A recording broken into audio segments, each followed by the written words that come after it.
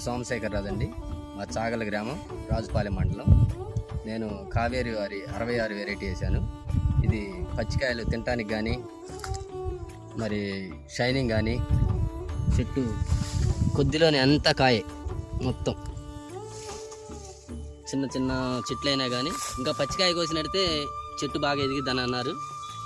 మనకి కోసేటయాన వర్షాలు బాగా ఇబ్బందులుగా ఉన్నాయి.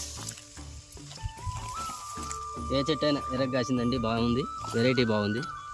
అయితే పచ్చికాయ కానీ పండుకాయ కానీ ఏదైనా కానీ బాగానే ఉంది. తెగుళ్ళకి బాగా తట్టుకుంది. ఈ సంవత్సరం ఉన్న గిల్టి తెగులు కానీ ఏది కూడా రాలేదు.